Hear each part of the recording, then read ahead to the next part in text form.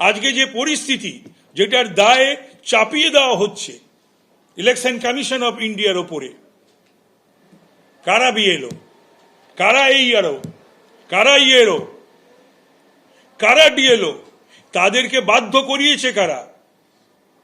তাদের নিয়ে মিটিং করে এইভাবে চলতে হবে, করতে হবে। এই যে যত হিন্দু মানুষের নাম অ্যাডজুডিকেশনে রয়েছে, আদিবাসীদের নাম অ্যাডজুডিকেশনে রয়েছে, এগুলো সমস্ত এই শাসক দলের নির্দেশে বিএলওরা করেছে, এইআরওরা করেছে, ইআরওরা করেছে, এবং ডিএলওরাও ভূক্ষেপ করেনি। এই একটা ভয়ঙ্কর পরিস্থিতির সৃষ্টি করছেন শুধুমাত্র ক্ষমতায় টিকে থাকার জন্যে।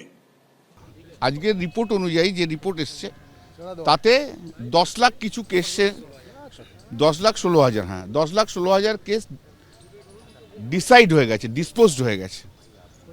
তার কোনো সাপ্লিমেন্টারি লিস্ট আসেনি। এর আগের দিনে অর্ডার ছিল কনস্ট্যান্টলি সাপ্লিমেন্টারি লিস্ট পাবলিশ করবে, সেই সাপ্লিমেন্টারি লিস্ট পাবলিশ করেনি। তাই জন্য আমার সাবমিশন ছিল, দুটোই আমার সাবমিশন ছিল আগের যতগুলো আছে, যে তোমার যে অর্ডার আছে সাপ্লিমেন্টারি লিস্টে, যে অর্ডার আছে সাপ্লিমেন্টারি লিস্ট পাবলিশ করা, সেই সাপ্লিমেন্টারি লিস্ট পাবলিশ করো। 10 লাখ যদি হয় তাহলে সাপ্লিমেন্টারি লিস্ট পাবলিশ করেনি, কারণ সেটাও ইলেকশন কমিশনকে জিজ্ঞেস করেছে, তারও উত্তর কিছু দিতে পারেনি। Supreme court honourable chief justice হাইকোর্টকে বলল ট্রাইব্যুনাল অর ট্রাইব্যুনালস তৈরি করতে, তাতে এক্স চিফ জাস্টিস থাকবে আর 2জন করে সিনিয়র জজ থাকবে। তারা যে অ্যাপিল হবে সেই অ্যাপিলগুলোকে ডিসাইড করবে। And this is very important, অ্যাপিলের পাওয়ার নিঃসন্দেহে, তাই জন্য এই 3টে অর্ডার দিয়েছে। 1 নম্বর, ইলেকশন কমিশনের এগেনস্টে বলেছে যে ইলেকশন কমিশন এভাবে অর্ডার পাস করতে পারে না, to interfere with the adjudication process. 2 number, supplementary list পাবলিকেশনের জন্য যা আমাদের অ্যাপ্রোচ করতে হবে চিফ জাস্টিস অফ হাইকোর্টকে, এবং চিফ জাস্টিস হাইকোর্টকে করলে তিনি সাপ্লিমেন্টারি লিস্টের ব্যাপারে তার ডিসিশন ইলেকশন কমিশনকে জানিয়ে দেবে, এবং সাপ্লিমেন্টারি লিস্ট সেই মতো সাপ্লিমেন্টারি লিস্ট পাবলিশ হবে। আমার মনে হয় সুপ্রিম কোর্টের বর্তমানে এই যে রায় বা অবজারভেশন যেটাই বলুন না কেন, তা কিন্তু এই পাস্ট অর্থাৎ ইতিহাসকে দেখেই যেন ভারতবর্ষের সাংবিধানিক সংস্থাগুলোর উপরে বা তাদের দ্বারা নিযুক্ত ব্যক্তির উপরে সাধারণ মানুষের বিশ্বাসটা যেন না টলে, সেই জন্যই প্রধান বিচারপতি আজকে এই ধরনের মন্তব্য করেছে বলে আমার মনে হয়। দ্ব্যর্থহীন ভাষায় সুপ্রিম কোর্টের মহামান্য প্রধান বিচারপতি জানিয়ে দিয়েছেন যে জুডিশিয়াল অফিসাররা কাজ করছেন, সবাইকে বলছি তাদের নিয়ে প্রশ্ন তুলবেন না, এখনই এই ধরনের মামলা করবেন না, অপেক্ষা করুন, নইলে ভুল বার্তা যাবে। সবটা আপনারা জানেন না, কোথায় কি হচ্ছে আমরা জানি, মন্তব্য করেছে সর্বোচ্চ আদালত।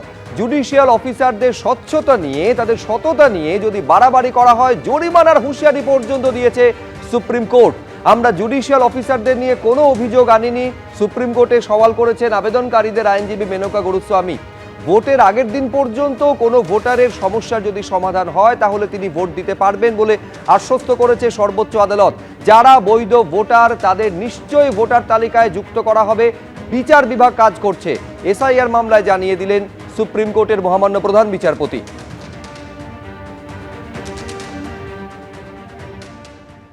সুপ্রিম কোর্ট বলেছিল বিচারাধীন প্রক্রিয়া চালু করতে, কিন্তু বিচারাধীন প্রক্রিয়ায় মানুষের ঝঞ্ঝাট আরো বেড়েছে। কারণ এর আগে যখন মানুষ ইয়ারতে যেতে পারতো দাবি করতে, এখন সেটা রাস্তা বন্ধ করে দিয়েছে। বিচারকদের এত ঝামেলা সামলানোর ক্ষমতা আছে বলে আমার তো মনে হয় না। 60 লক্ষ ভোটার যাদের নাম বাদ আছে, বিচারকরা কোন কোন তৎপরতায় তাদেরকে ভোটের আগে তাদেরকে অধিকার দেবে ভোট দেওয়ার আমার জানা নাই। কিন্তু কিভাবে এত ভোটার লিস্টের সমস্ত ছানবিন করে তদন্ত করে তাদেরকে বৈধ ভোটারের তকমা দিতে পারবে এই বিচারাধীন প্রক্রিয়া, এ সম্পর্কে আমার ঘোর আশঙ্কা আছে।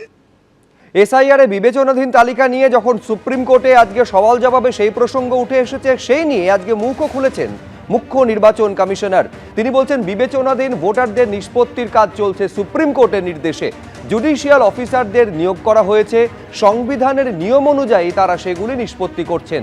বহু মানুষের সিদ্ধান্ত অমীমাংসিত ছিল, সুপ্রিম কোর্টের নির্দেশেই জুডিশিয়াল অফিসারদের কাছে রেফার করা হয়েছে।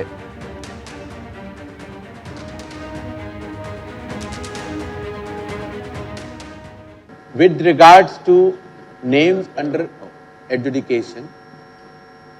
The process is being progressed as per the directions of Honorable Supreme Court and under the Honorable Chief Justice of West Bengal. Judicial officers have already been appointed, and the learned judicial officers are taking decisions on the eligibility of electors in line with Article 326. The number of people who were found dead, shifted, or duplicate were nearly 58 lakhs. A large number of cases were pending for a decision. And based on the orders of the Honorable Supreme Court, these cases have been referred to learned judicial officers for adjudication.